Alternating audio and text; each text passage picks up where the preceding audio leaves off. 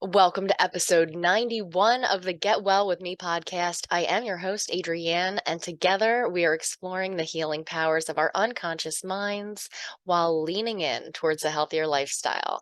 Our philosophy here is excellence, not perfection. Today, I have something very different for you.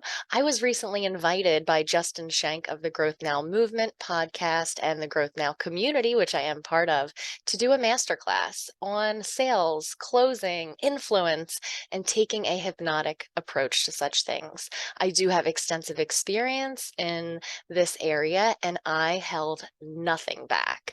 So if you are growing your business or you have a profession where you use the power of influence in sales and communication, then you are going to love this episode. It might be one that you even want to take notes on. I don't usually say that, but when I say I held nothing back, I mean, I gave away all of my secrets. So this is for you to enjoy. At the end of this episode, there is a very brief guided meditation. It's not something that's a deep trance, but as always, please do not listen to the guided meditation portion of this audio while driving in a moving vehicle or doing anything that requires your complete attention, because you might get a little bit relaxed and trancy. So let's go ahead and get into that masterclass. So the opposite of blame is responsibility. And today we are taking responsibility for our words. We're taking responsibility for our personal businesses, for the way that we show up and communicate with people. And we want to start by showing up with prestige. We want to show up as the expert. If you were headed for brain surgery and the surgeon said, I don't know, I haven't done this too many times before, but we'll just see what happens. I don't know if I would feel comfortable proceeding with someone that was approaching a life and death situation with such a lack of confidence. So sometimes we do have to pretend, sometimes we have to fake it, but ultimately when we are confident that we have the resources inside of us, we can come across authentic. So with some of these thoughts implanted in your mind, it's going to help you to show up even more authentic. So here's a concept. People, they don't like to be sold, but they love to buy. And I know that that is true for you, right? We don't like the pushy salesperson. We don't want someone telling us what to do. But caveat to that, whatever we can get someone to imagine is perceived as their own idea. So some questions, some examples. Can you see yourself having a thriving coaching business and hearing from your clients telling you, what a difference that you've made in their life? So if you can use that as an example, or imagine how nice it would be just to live around the corner from your favorite places to shop, or imagine how much money you'll save when your commute is right around the corner. They would obviously work from a real estate perspective. Or how well will you sleep at night knowing that your daughter is driving the safest car on the road, right? So we're putting some ideas perhaps into the prospect's minds that are getting right to the heart of what their need is. I got such a thrill out of getting a sale for the first time. When I was a teenager, I worked in Ocean City at a bridal shop called Something Old, Something New, and my grandmother was the owner there. So I was really blessed to have that opportunity. And what was really neat about it was the powerful, like literally the powerful feeling that I had the very first time I sold a wedding dress. It seems like I would time and time again sell the very first dress that the person tried on. And what was their objection? It was that it seems too easy. Maybe like, how could it be that the first dress they try on, is the one? Maybe it's because I was so good at picking out the dresses, but it may also, that's it. That's an objection. People want to feel like they've shopped around. They want to feel like they have done their due diligence. So even back then, at 16, 17 years old, I had the foresight to say things like, Well, could you imagine if you shop around and then you're still thinking about this dress? Perhaps the next bride to be that comes through the door, I'd hate to see them buy your dress. So when we can, without forcefully saying, selling, we can put these ideas in their mind that are going to help achieve a mutually beneficial outcome. We're always looking for that win-win. So the sale is made emotionally, but justified logically. Okay, this is huge. The sale is made emotionally, right? When we've all been there, especially when I was younger, signing up for that car payment that I couldn't afford. But I told myself, you know what, this is a good thing because I'm going to be safe on the road. This is a good thing because I won't have to, fix my old car. This is a good thing because it's going to get me back and forth to work where I make money.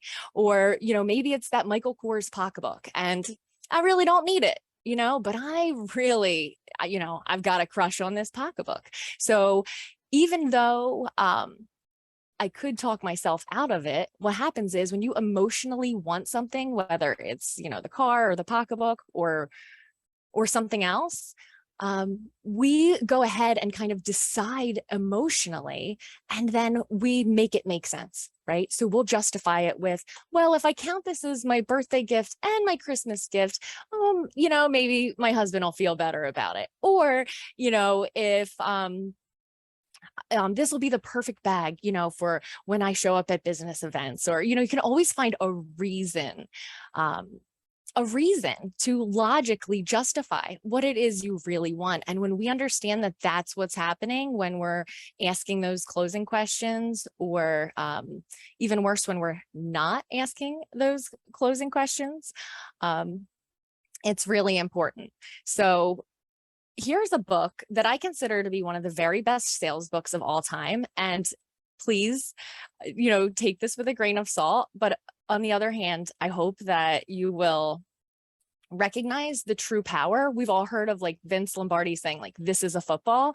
This is my equivalent to this is a football. It is the little engine that could. And Jeffrey Gitomer, who's a sales genius, he says that we should read this book to ourselves at least once a year. So I made a habit of reading it to my son years ago. That gave me an opportunity to, go ahead and read it to myself. But the interesting thing about this classic book is, how did the little blue engine get over the mountain? Well, she got over by thinking that she could and believing that she could. However, why, right?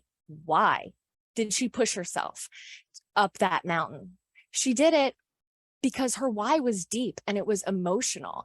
And it was because she wanted to bring the toys to the children that were waiting on the other side of the mountain and didn't want them to be disappointed. So our how is believing we can, thinking we can, and then also knowing our why. So, self-talk, okay? If you hear yourself saying things like, well, I'm just not a salesperson. I'm not good at closing. I'm not in it for the money. These are things that we want to notice when we say things like this, because these are going to be absolutely detrimental to getting the sale or enrolling the client in our new email membership or signing them up as a coaching client. So it's extremely important to hear the words that we say and to realize that when you say them, they are true for you, and that you can redesign your whole life by taking a radical responsibility for the words that you say. And when, you're at a loss for what is the right thought to think, we can always go back to, I think I can, I think I can, I think I can. We can always go back to our why. What is it that's on the other side of that mountain that's important enough to keep going when it's hard or when we don't feel like it? Another way that we can watch our words is to refrain from saying things like, I'll be honest with you. And I invite you guys to unmute right now. When you hear that phrase, I'll be honest with you, or let me be perfectly honest with you, what does that imply? That they're lying the rest of the time? Yes. Exactly. So we want to be watchful of the words that we say and recognize that sales and closing, growing our business, it is 100% about our communication, whether it's in our copywriting, our emailing, our one-to-one communication, the way that we show up online.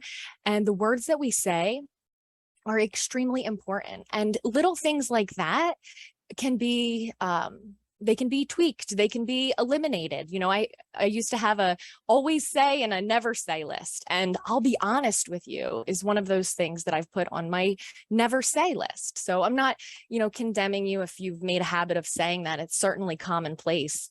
It's certainly commonplace for the world that we live in to say that, and honesty is a tremendous virtue, and we do want to put that foot forward, but we don't want to leave any doubt in someone's mind. Like, I'm sure you've been in that situation. Like when I was babysitting, when I was a little girl, like I was probably, 13 or something, the dad walked me home one night and he was like, "Don't worry, I'm not going to do anything to you." And I'm like, okay, wasn't thinking that, but he was, and like, he didn't need to say that. Just like we don't need to say, "I'll be honest with you." Like we're doing them a favor by, we want to exude that honesty is who we are.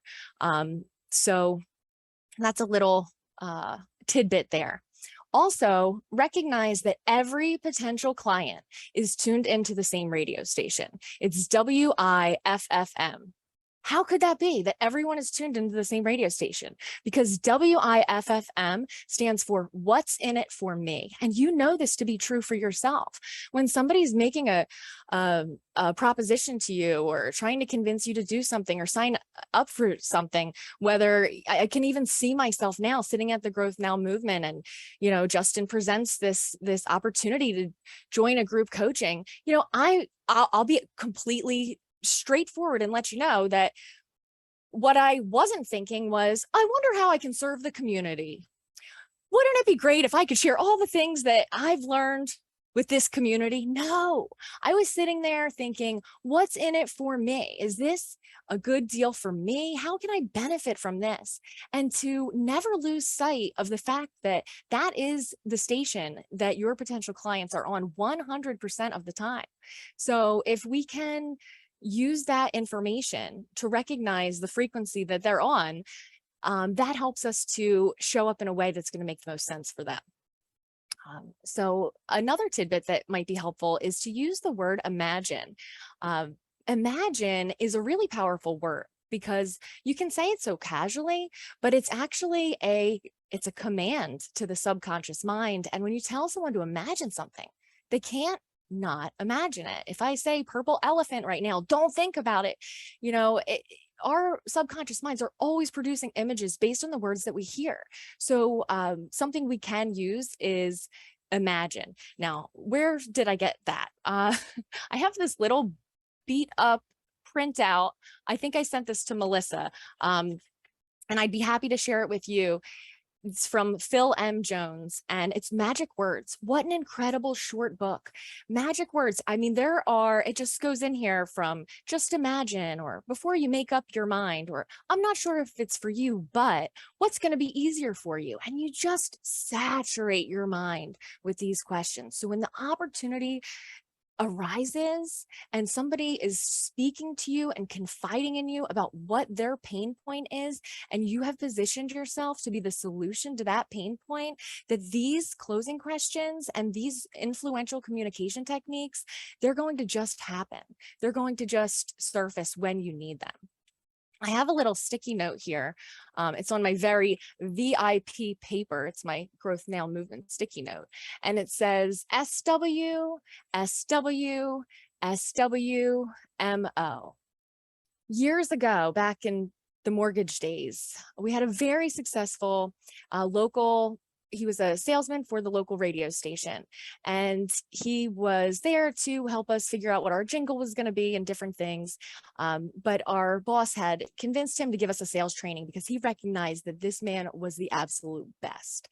So he writes this up on the dry erase board, and I just put it in my mind. Some will, some won't. So what? Move on. That's right. Some will, some won't. So what? Move on. And when you make that a mantra, it just helps you to have less of an attachment to the outcome.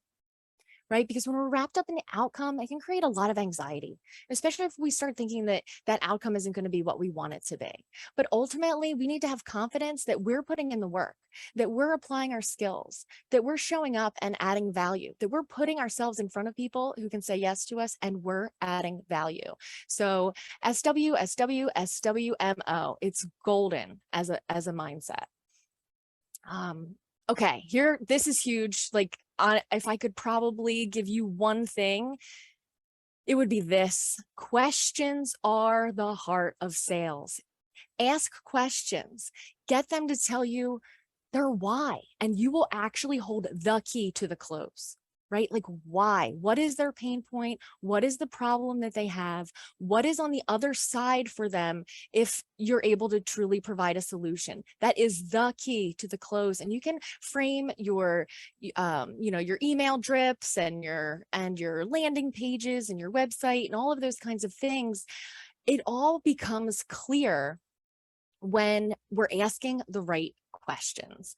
So questions are the heart of sales. And something I often say to myself is that questions are the heart of sales. And I have a list to refer to at all times, because sometimes we can get sidetracked or we can get emotional. If we have a little sticky note with just like a couple go-to things, like if it was a coaching, maybe you want to sign up a coaching client, get somebody on your, membership email list. If you have that one thing to say, like, should I get that set up for you?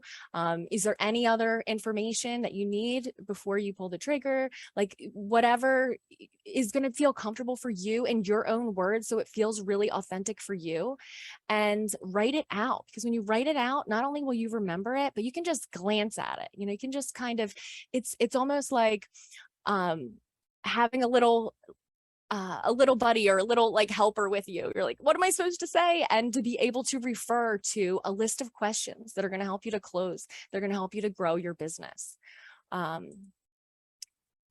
So I've already mentioned, put yourself in front of people who can say yes to you. And the reason that I say that is because it is important. Are we planting our seeds in fertile soil? Are we in front of an audience of people who can truly benefit from what we have to offer? And that's something that we want to really consider. So put yourself in front of people who can say yes to you. And that even means like people who are financially capable, right? If you have a high ticket item, you want to make sure that that you were pre-qualifying or even just like presenting in a way that's going to kind of filter out what is going to be your not ideal client.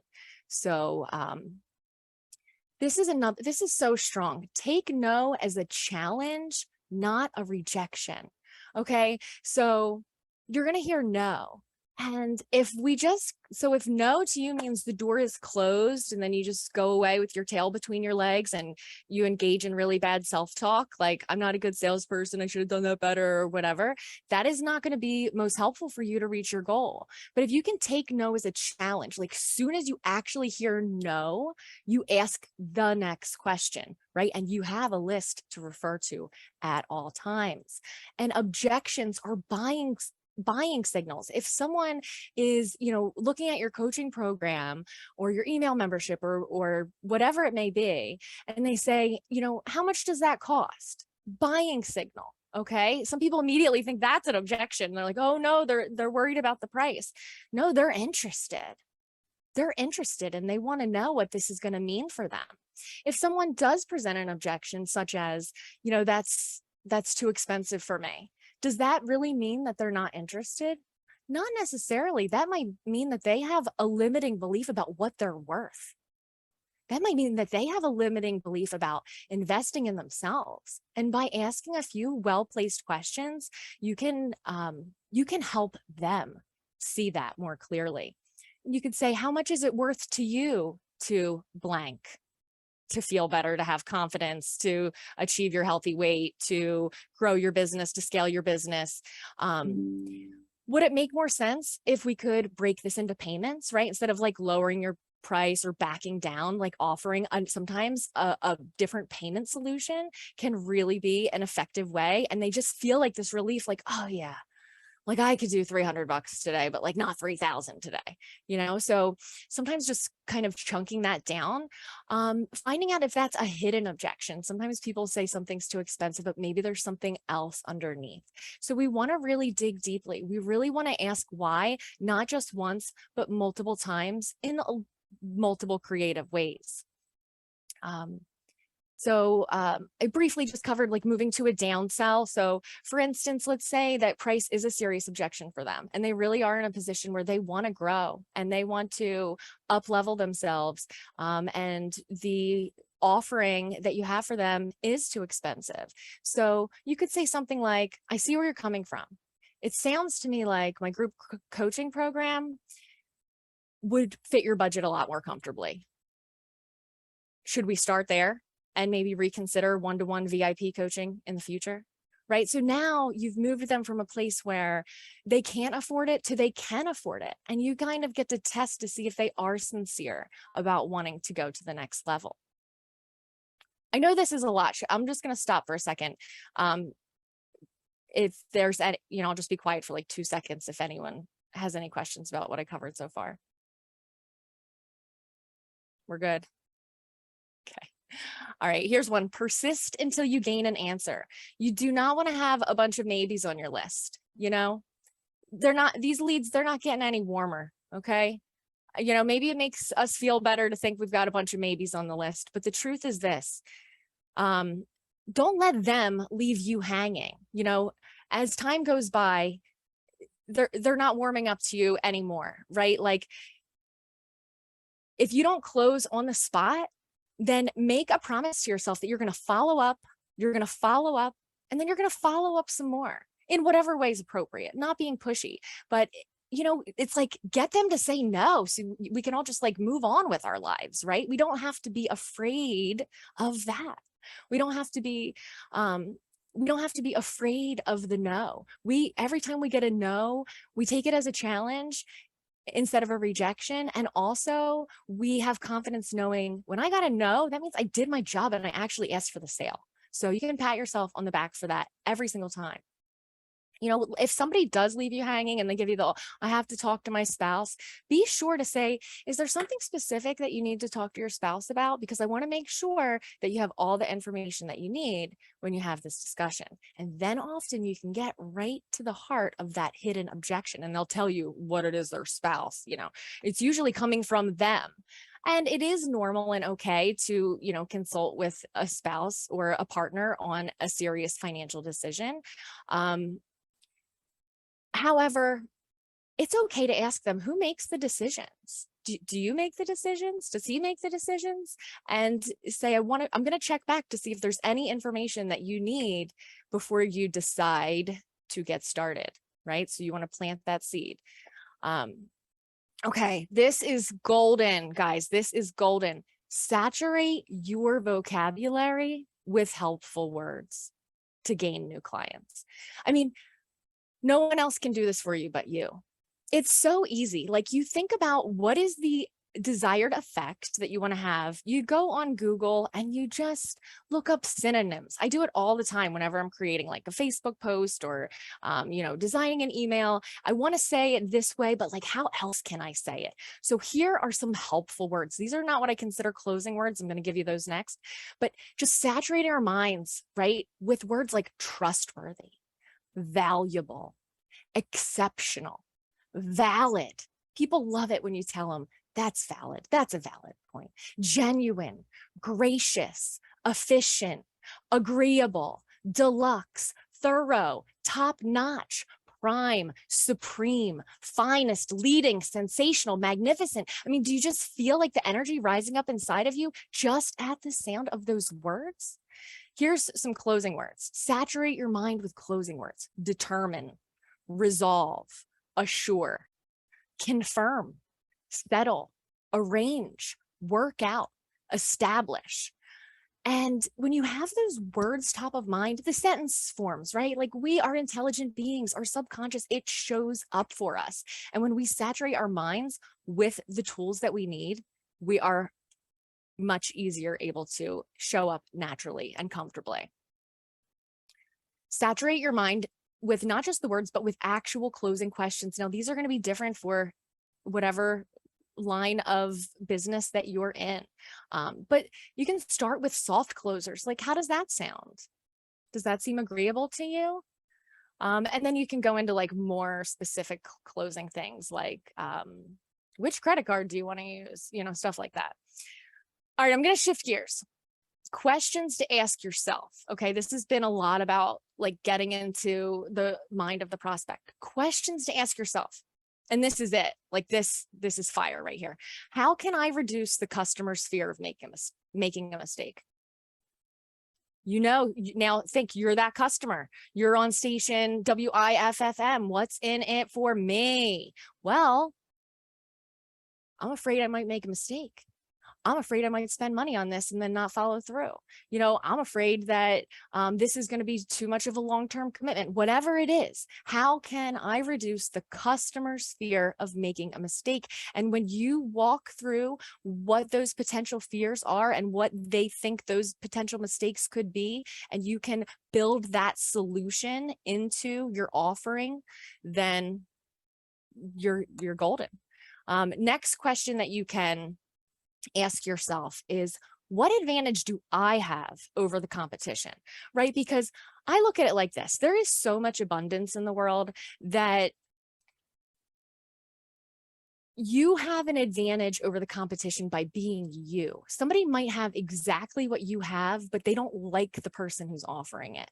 They don't vibe with the person that's offering it. They don't trust the person that's offering it. They're talking to you.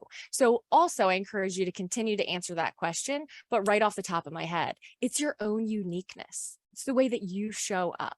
Who exactly is my customer? It's another amazing question. Who exactly is my customer? When you know that, all the pieces start to fit together as to how you want to present to them. It's a beautiful technique, and what it does is it completely dissolves anxiety. It is magic. So I'm going to pull up my notes here for this, and I invite you now to bring your hands to your heart. And I just want to put your minds at ease. We're not doing a formal hypnosis. There's, you know, nothing to think about here. We're going to simply relax, and I'm going to give you a few what ifs. Okay, so hands to heart. This is an elevator induction. It induces relaxation and it dissolves anxiety. So at this time, just notice your breath as you breathe in through your nose. Notice that it's cool. The air is cool when you inhale. And notice that it's warm and relaxing when you exhale. And I'd like you to imagine that there is a little elevator right beneath your hands in your chest. And when you inhale, this little elevator moves up into the top of your head. When you exhale, this little elevator moves back down to your heart. And allow that elevator to gently move up to the top of your head and back down into your heart until your mind and your heart are one. And I'd like you to notice how you're already feeling more relaxed. And now place your tongue on the very roof of your mouth. And notice that as you do, it causes your jaw to relax. And as your jaw relaxes, every part of your body relaxes with it. And it's time to use our imaginations to play a powerful subconscious game called What If? And what if today you had the best day ever? What if everything went right for you and everything was incredible? What if you went through your day accomplishing all your tasks, and you were able to achieve everything you wanted. And what if today you remembered your success from the past? Perhaps from childhood play, or successful moments in school, or in sports, or in previous business or sales, or perhaps your unconscious mind is producing memories of successful moments that you haven't even given yourself credit for in a long time. That person who experienced and produced those successful moments in any area of your life, that person is you. And what if you tap into that confidence? What if you tap into that sense of being capable? What if every time someone says no to what you're offering, you recognize that you are one step closer to yes, and that feeling of yes? What if you went through every situation feeling confident? And what if you stood tall and walked with confidence in your stride? And what if you unleashed your potential in the world and tapped into everything that you can be? And what if unleashing your potential and your creativity and your confidence in the world, what if that's the right thing to do? What if it benefits everyone? What if the seeds of self-worth and creativity and perseverance bloom into the fullness of beauty that is your life? And what if those blooms are so bright and so radiant, and they share a pleasing aroma for all to enjoy?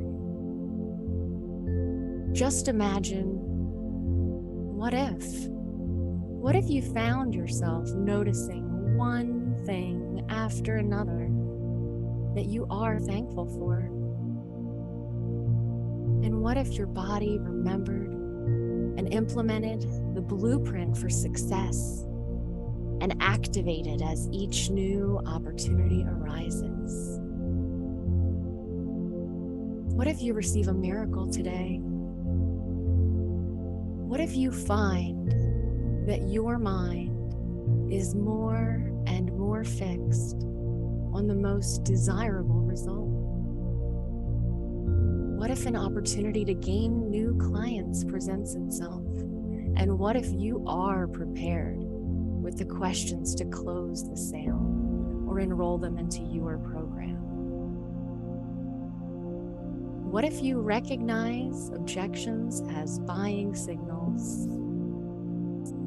And what if you identify every common and potential objection and automatically know how to satisfy it, and then ask the closing question once again?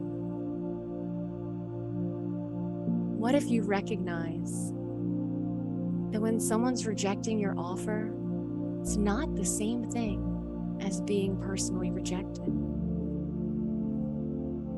And what if you realize it's not even possible because people are only thinking about themselves from the moment they open their eyes to the moment they lay down to sleep? And what happens when you internalize the idea that what someone else thinks of you is none of your business? What if every traffic light turns green at just the right time? What if your work feels easy, effortless? What if aches and pains dissolve into delightful comfort and bliss? What if you make new and meaningful connections today and turn up the volume on everything that is good in your life? And when you catch your reflection in the mirror, what if you gave yourself a smile or even a high five? What if you get a pleasant surprise today? What if you give a pleasant surprise today? What if talking to people is easy and effortless? What if it's easy to communicate, influence, and persuade? What if you lay your head on your pillow tonight and have the most restful sleep? And what if you awaken in the morning recognizing the solutions you have inside? What if you notice a vibrant flower somewhere along your day and you recognize that beauty that's in the flower? It reminds you of your own ability to bloom. And what if you feel more clarity and energy tomorrow than you have ever before? And what if you used your mind to imagine happy possibilities as you dream tonight? And we're coming back now, noticing the light in the room, feeling your eyes flicker, and welcome back. So I know that's a lot of what ifs, but your unconscious mind will answer every single one of them. And when we ask good questions, we get great answers. So here's my closing words that I prepared. Focusing your attention on what you truly desire moves what you desire closer to you. And what if your mind moves down the track of your desired outcome, chugging along, gaining momentum, all the while knowing, I think I can, I think I can, I think I can, and gratefully basking in the gratitude of, I knew I could.